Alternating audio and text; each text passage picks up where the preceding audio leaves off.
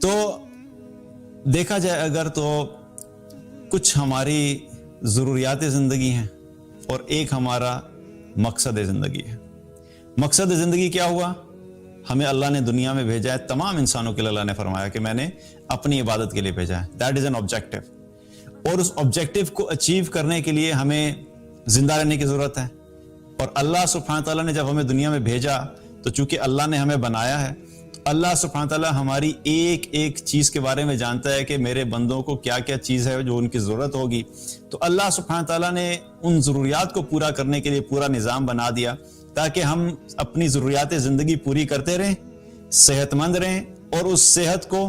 اور اس عقل کو اور اس جان کو اور اس انرجی کو اللہ کی عبادت اور اللہ کی بندگی میں لگا دیں.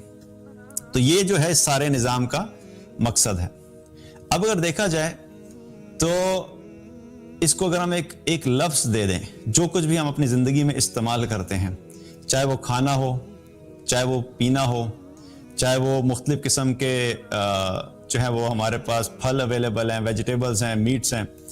اور اسی طریقے سے ہماری ضرورت کے لیے سواری ہے, ہمیں رہنے کے لیے ایک گھر چاہیے, گرمی اور سردی سے بچنے کے لیے ایک چھت چاہیے, اپنے جسم کو گرمی اور سردی سے بچانے کے لیے ہمیں لباس چاہیے. تو جو بھی ہماری ضروریات زندگی ہیں ان کو ہم یوں کہتے ہیں کہ رزق ہے. تو رزق جو ہے, اکثر جب ہم رزق کی بات کرتے ہیں تو رزق کا لفظ آتے ہی ہماری آنکھوں کے سامنے پاک روپیہ آنا شروع ہو جاتے ہیں, ڈالرز گھومنا شروع ہو جاتے ہیں, پاؤنڈز گھومنا شروع ہو جاتے ہیں, سونے چاندی کے جو ہے وہ ذخائر ہماری آنکھوں کے سامنے آتے ہیں. ہم سمجھتے ہیں کہ یہی رزق ہے, یعنی جو بھی چیز مال ہے اسی کو ہم رزق سمجھتے ہیں. تو مال صرف رزق نہیں ہے بلکہ یہ تمام چیزیں کیا ہیں, یہ رزق میں شامل ہیں. اسی لیے اللہ سبحانہ تعالیٰ نے قرآن میں کچھ جگہ پر مال کا اسپیسیفکلی ذکر کیا اور بہت سی جگہ پر اللہ نے رزق کا ذکر کیا. تو دونوں الفاظ جو ہیں قرآن میں اپنی اپنی جگہ پر مختلف جگہ پہ آئے ہیں. جہاں پر اللہ تعالیٰ نے اسپیسیفکلی مال کے بارے میں بات کی وہاں پہ مال کا لفظ استعمال کیا.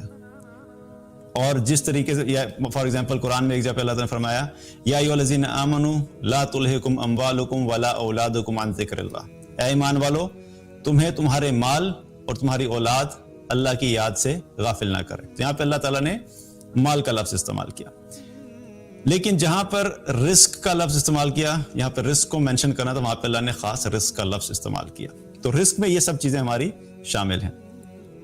اب اگر دیکھا جائے تو رزق ایسی چیز ہے, چونکہ اللہ کو پتا تھا کہ میرے بندوں کو رزق کی ضرورت ہوگی, اور رزق ہر ایک کے لیے اللہ سبحانہ تعالیٰ نے اس کی ضرورت کے اعتبار سے فکس کیا کہ کس کو کتنا دینا ہے. اور رزق کے معاملے میں جو سب سے اہم چیز ہے وہ ہم سب کو سمجھنی چاہیے, اور ہمیں پتہ تو ہے, ہم بولتے بھی ہیں, لیکن چونکہ ہمارا ایمان اور یقین اس چیز پہ بڑا کمزور ہوتا ہے, اس لیے ہماری ضروریات زندگی میں سے یا رزق میں سے کبھی تھوڑی سی بھی چیز اوپر نیچے ہوتی ہے تو ہم فوراً پینک کرنا شروع ہو جاتے ہیں. یہ چیز سمجھنے کی کہ اللہ سبحانہ تعالیٰ اس کائنات کا تنہا بادشاہ ہے, وہی خالق ہے, وہی مالک ہے, وہی مدبر ہے, وہی رب العالمین ہے. اور اس کائنات میں ہر جاندار کو پالنے کی ذمہ داری اللہ سبحانہ تعالیٰ کی ہے. اور اللہ سبحانہ تعالیٰ نے رزق کے معاملے میں جو ہے وہ انسان کو کچھ ایسی چیزیں ہیں کہ جو اللہ تعالیٰ نے انسان کو اپنانے کے لیے کہیں, لیکن جو فیصلہ رزق کا ہے کہ کس کو کتنا دینا ہے اور کب دینا ہے, یہ فیصلہ اللہ نے اپنے ہاتھ میں رکھا. اللہ تعالیٰ نے قرآن میں فرمایا هل من خالق غیر اللہ یرزقکم من السماء والارض, بھلا اللہ کے سوا بھی کوئی اور خالق ہے جو تمہیں زمین اور آسمان سے رزق عطا کرے. اولم یعلم ان اللہ یبسط الرزق لمن یشاء ویقدر, کیا یہ جانتے نہیں ہیں کہ اللہ ہی ہے جس کا چاہتا ہے رزق بڑھا دیتا ہے, جس کا چاہتا ہے رزق کم کر دیتا ہے.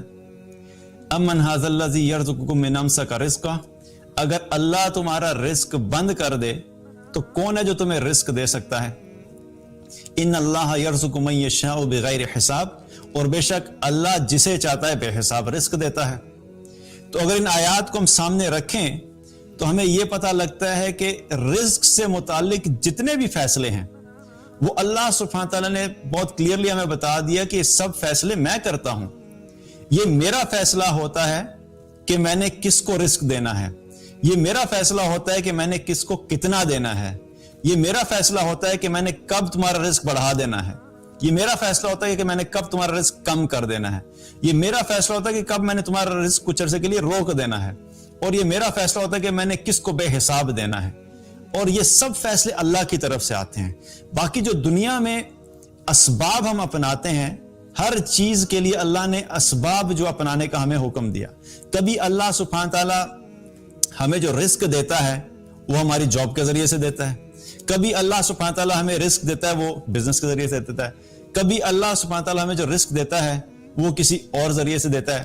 اللہ سبحانہ تعالیٰ نے ہر انسان کے لیے رزق کا جو بندوبست کیا اس کے اسباب مختلف ہیں، لیکن یہ جو فیصلہ ہے رزق کا، یہ اللہ نے اپنے ہاتھ میں رکھا کہ میں نے یہ فیصلہ کرنا ہے کہ کب کس کو کتنا رزق دینا ہے۔ اور رزق سے متعلق احادیث میں بھی نبی صلی اللہ علیہ وسلم نے ہمیں بتایا، ہمیں آئیڈیا ہوتا ہے کہ رزق کس کو کتنا ملے گا۔ ایک حدیث ہے، صحیح بخاری کی روایت ہے، جس میں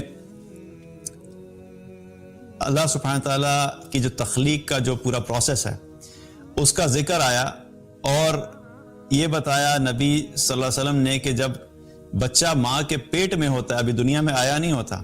اس دنیا میں آنے سے پہلے ہی اس کی بہت ساری چیزیں لکھ دی جاتی ہیں۔ ان میں سے دو چیزیں کیا ہیں کہ جو دنیا میں آنے والا ہے، ابھی آیا نہیں ہے، اس کی عمر کتنی ہوگی، اس کی عمر 20 سال ہوگی، 30 سال ہوگی، 40 سال ہوگی، 80 سال ہوگی۔ اس دنیا میں آنے سے پہلے ہی اس کی عمر لکھ دی جاتی ہے۔ دوسری چیز، اس کا رزق کتنا ہوگا، کس کو کتنا ملے گا، کب ملے گا، کیسے ملے گا، یہ سب لکھ دیا جاتا ہے۔ اسی طریقے سے ایک اور حدیث میں آتا ہے، نبی صلی اللہ علیہ وسلم نے فرمایا کہ کوئی بھی شخص اس دنیا سے اس وقت تک نہیں جا سکتا جب تک کہ وہ اپنے حصے کا رزق حاصل نہ کر لے۔ تو جو رزق اللہ نے ہمارے لیے لکھا ہے، اس چیز پہ پہلی چیز کیا ہے کہ ہمارا یقین ہونا چاہیے کہ اللہ سبحانہ تعالیٰ نے جتنا رزق ہمارے لیے لکھا ہے اس میں سے کوئی شخص بھی ایک لقمہ بھی اس میں سے کم نہیں کر سکتا، اور جو چیز ہمارے لیے لکھی ہوئی نہیں ہے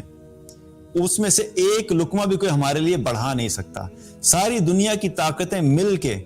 اگر ہمارے رزق کو کم کرنا چاہے لیکن اللہ نے بڑھانے کا فیصلہ کیا ہے تو کوئی ہمارے رزق کو کم نہیں کر سکتا، اور اگر ساری دنیا کی طاقتیں مل جائیں ہمارے رزق کو بڑھانا چاہیں لیکن اللہ نے ہمارے لیے نہیں لکھا تو کوئی بھی مل کے ہمارے اس رزق کو بڑھا نہیں سکتا۔